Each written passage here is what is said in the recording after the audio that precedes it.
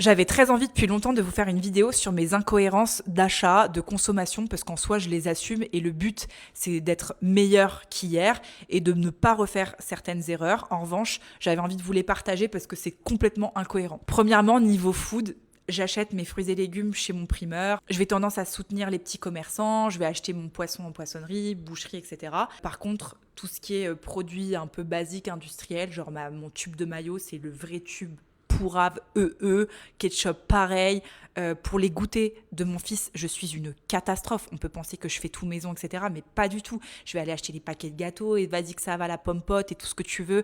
Et en fait, c'est bourré de sucre en général et c'est vraiment pas bon. Et là, depuis que je suis à Marseille, j'essaie d'y remédier. Pendant ma pause, j'essaie de commencer à faire plus mes goûters maison, mes petits déj maison, mais ça prend du temps de fou. Et ouais, c'est vraiment un paramètre que j'aimerais changer. Donc c'est complètement incohérent avec un peu mon mode de vie où j'essaye quand même de faire du fait maison principalement, mais à ce niveau-là, je suis nulle. Pareil, l'autre fois, je surprends mon frère en plein mois de janvier en train de manger une tomate burrata. J'étais genre choquée. T'es en train de manger une tomate burrata, mec, en plein janvier. Alors que, en fait, juste derrière moi, il y avait 2 avocats et ils venaient pas de Corse. Donc ça voyage, etc. Donc c'est pas cohérent non plus. Au niveau des produits ménagers, je suis une catastrophe. Ça veut dire que moi, j'ai grandi avec l'odeur de la soupline à 12 km dans l'appartement.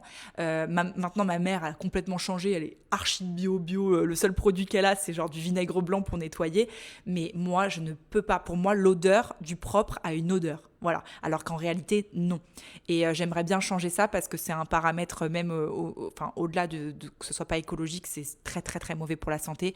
Il y a plein de perturbateurs endocriniens et ça, genre, c'est dramatique, je le sais, mais j'y arrive pas. J'ai besoin de Javel pour décaper ma baraque, j'en ai besoin, c'est une catastrophe. Niveau consommation de vêtements, alors le métier de création de contenu m'a aidé aussi à ouvrir les yeux sur pas mal de paramètres, notamment le fait de faire de la promotion de fast fashion de manière un peu comme ça facile parce qu'on a tendance à aller dans des magasins qui sont à côté de chez nous pour aller prendre des basiques, des trucs comme ça.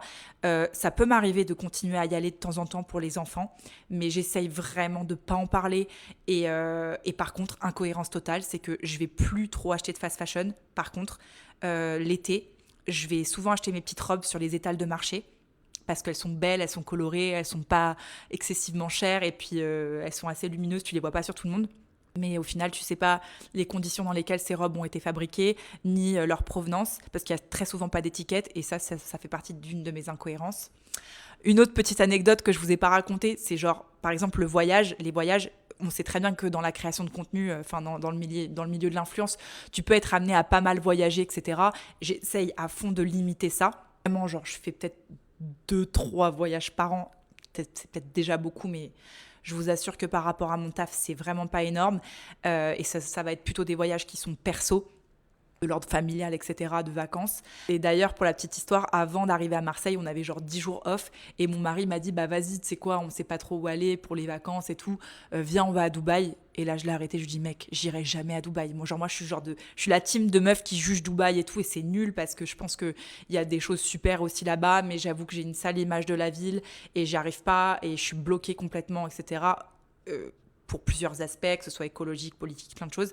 Et en fait, du coup, on n'y est pas allé. Et lui, il me dit, mais non, mais c'est cool pour les enfants, parce que lui, il y est déjà allé, même il y a longtemps, avant moi, etc. Et il me dit, je peux tout manger là-bas. Genre, il se sent bien, quoi. Et moi, je lui dis, bah écoute, non, on n'ira pas. Et je suis désolée, je peux pas. Il m'a dit, mais c'est quoi, c'est par rapport à ta commu, etc. Je lui dis, mais même pas, c'est juste que, moi, demain, de toute façon, si j'étais amenée à y aller, j'aurais prévenu ma commu en disant, bah les gars, j'ai mon mari qui veut qu'on y aille une semaine, c'est comme ça, je peux pas, voilà. Et les gens auraient compris parce que si je leur explique, il n'y a pas de raison qu'ils comprennent pas, mais en vrai, je n'y arrive pas à sauter le pas, en fait. Et puis, je pense que c'est pas grave, je pense que je vais pouvoir m'en passer, que je vais aller très bien de pas y aller, quoi. Enfin bref, c'était une petite vidéo pour vous raconter qu'en fait, on est tous imparfaits. L'important vraiment, c'est de prendre conscience des choses, d'essayer de mieux consommer, mais vraiment, c'est très très difficile au quotidien d'être parfait et de ne pas avoir d'incohérence. Bisous bisous.